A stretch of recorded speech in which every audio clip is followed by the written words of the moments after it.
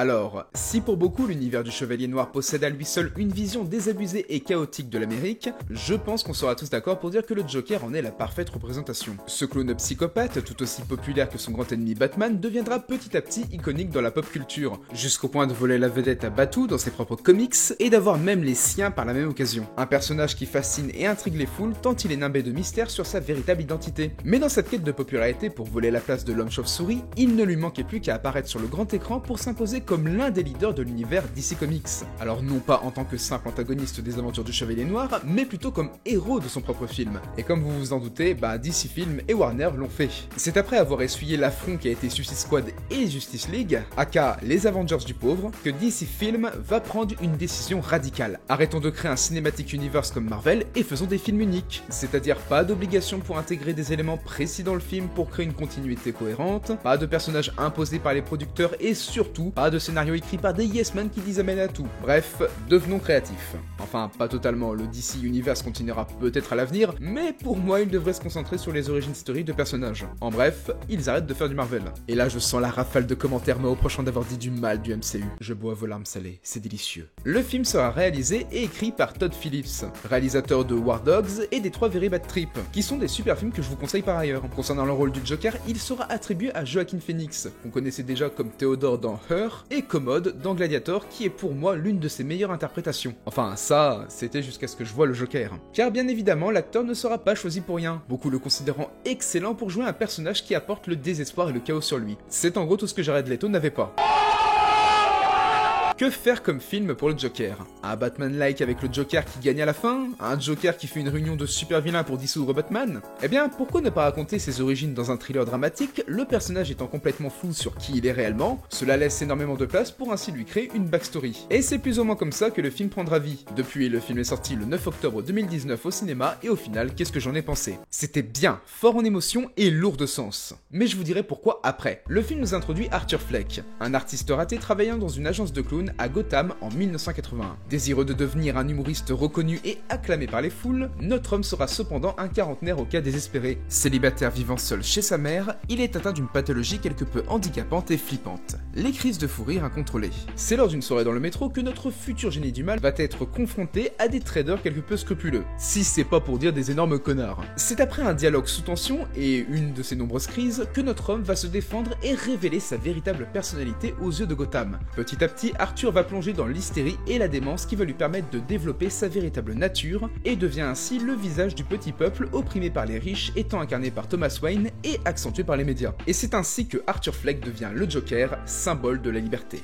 Mais pourquoi c'est un symbole de liberté? Déjà, l'action se déroule en 1981 et cette date n'a pas été choisie au hasard, car savez-vous qu'en 1981, l'Amérique connaissait son âge d'or de la terreur, The Most Violent Year. Vraiment désolé pour mon accent. Cette année était synonyme de chômage, pauvreté, criminalité et du coup violence extrême, et ceci dans de nombreuses villes comme le Bronx, Chicago, Manhattan, Brooklyn et surtout New York. Les rues dépravées, les quartiers incendiés, des commerçants pillés et le banditisme progressait à vue d'œil, oubliant les beaux quartiers pour laisser place à la drogue et le sexe. Mais si vous voulez, ces films l'illustreront mieux que moi. Tout ça pour vous faire comprendre que oui, c'était pas aussi cool qu'on aurait pu l'espérer les années 80. Le film a donc choisi l'année idéale pour faire un parallèle entre notre monde réel et l'univers d'ici pour introduire notre personnage le Joker. Par ceci, le film nous fait directement comprendre que Gotham souffre. Cela dit, la pauvreté et la criminalité n'est pas le seul problème qui touche l'univers du film. Et il ne s'agit ni plus ni moins que les troubles mentaux, autre problématique qui fait parallèle avec notre réalité.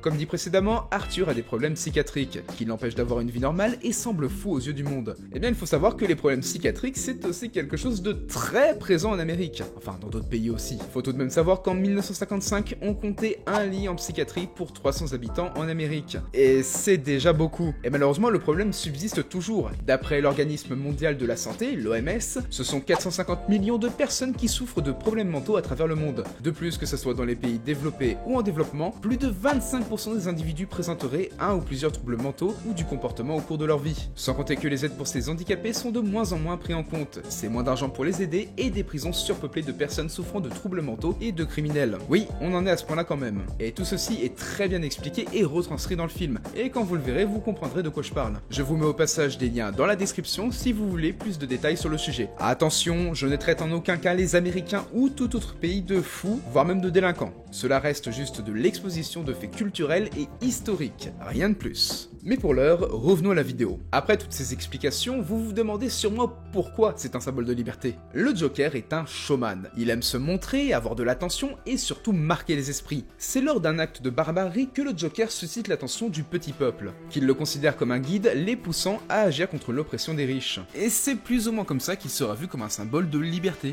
Pourtant cet acte violent, retranscrit par les médias, n'avait d'autre but que de se défendre. C'est alors malgré lui, et sans révéler son identité, que le peuple l'idolâtre. C'est donc une gloire sans précédent qui envahit Arthur, et qui le pousse à être acteur de sa propre destinée, ce qui l'amènera par la suite à développer ses talents jusque-là cachés pour ainsi se révéler au grand jour. Bref, vous l'aurez compris, le Joker est un showman de la misère américaine.